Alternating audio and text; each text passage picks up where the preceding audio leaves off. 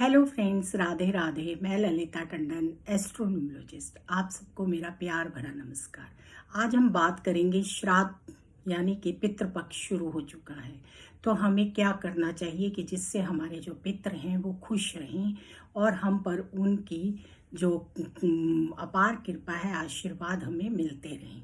क्योंकि कुछ लोगों का आजकल नई जनरेशन का मानना है कि पितृपक्ष क्या होता है।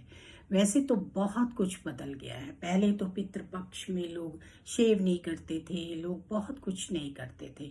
लेकिन आजकल के टाइम में टाइम भी कम है और थोड़ा सा हमारे यहाँ पर पाश्चात्य जीवन आ गया है।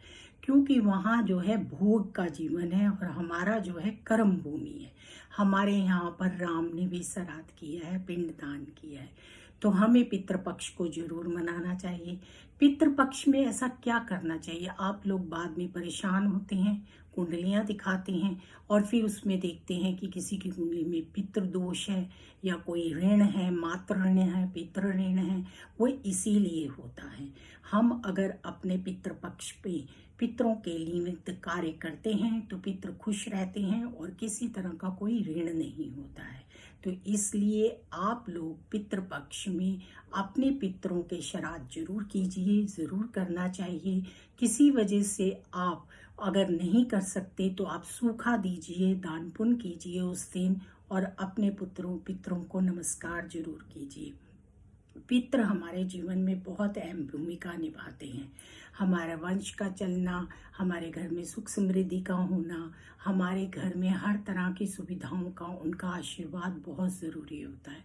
आप देखते हैं जब भी हम घर में मांगलिक कार्य करते हैं तो सबसे पहले पितरों के लिए निकालते हैं। उसकी यही वजह होती है, बड़ों का प्रसाद करते हैं। यही वजह होती है कि पितरों को मनाना बहुत ज़रूरी होता है। और जो लोग इसको अवॉइड करते हैं या जो नहीं मानते हैं, फिर वो थोड़ी बहुत परेशानियों को देखते हैं। पूर्व जन्म से हम जो ऋण लेकर आते हैं, जैसे पितृ ऋण लेकर आते हैं या किसी के पितृ दोष होता है, वो इन्हीं वजहों से होता है क्योंकि हमने तर्पण नहीं किया होता। और वो ज़रूर करना चाहिए। पितृपक्ष चल रहा है, हमारी थर्ड डायमेंशन में पितृपक्ष होता है। वहाँ पर हमें 365 दिन का एक दिन उनका होता है। इसलिए साल में एक बार पितृपक्ष आता है और उस पितृपक्ष में जो भी तिथि होती है, जिसको भी जो तिथि पता ही होती है, उस तिथि पे हमें पितृदान जरूर करना चाहिए। घर में आप अच्छे से कीजिए, ब्राह्मण बिठाइए। नहीं कर सकते तो आप सूखा भी दे सकते हैं। कोरोना काल में हम 2 साल से सूखा ही दे रहे हैं क्योंकि इस टाइम पर हमारी मजबूरी है और ये सब वो भी देखते हैं। अब मैं आपको जो बता रही हूँ कि क्यों करना चाहिए। पितृपक्ष में पितरों के निमित्त कार्य इसलिए करना चाहिए क्योंकि हमारे पितर ही होते हैं जो वापस हमारे घरों में आते हैं। और फिर हम जितना उनके साथ अच्छा करते हैं या दान पुण्य करते हैं या उनको मानते हैं, वही हमारे साथ आके हमारी जनरेशन आसपास होती है। आसपास हमारे वही हमारे होते हैं और उन्हीं के साथ हमारे कार्मिक अकाउंट चलते रहते हैं।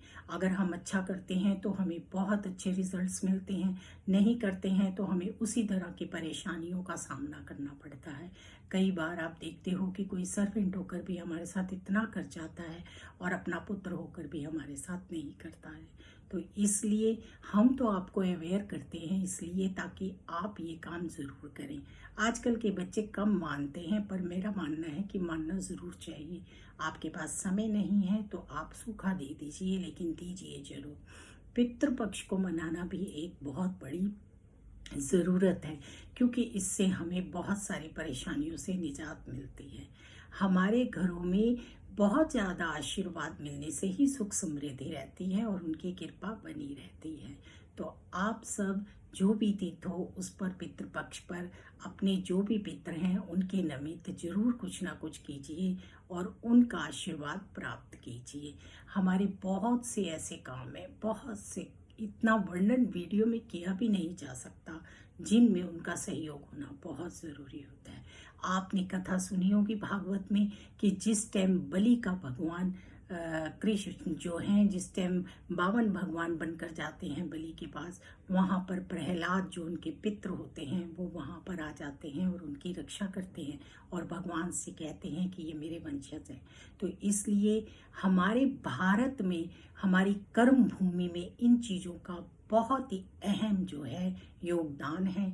तो हम जिस देश में रहते हैं, जिस देश काल में रहते हैं, हमें वहाँ पर उन सब चीज़ों को जरूर करना चाहिए। तो आप सब पितृपक्ष जरूर मनाइए, बहुत अच्छे से मनाइए और जितना कर सकते हैं उतना करिए। आपको अगर गाय अवेलेबल नहीं है तो गाय का चारा निकाल दीजिए। जब भी कभी ऐसी जगह पे जाए गौशाला वगैरह में तो वहाँ दे दीजिए। अगर आपको और चीज़ें अवेलेबल नहीं है तो इनके हिस्से के पैसे रख दीजिए।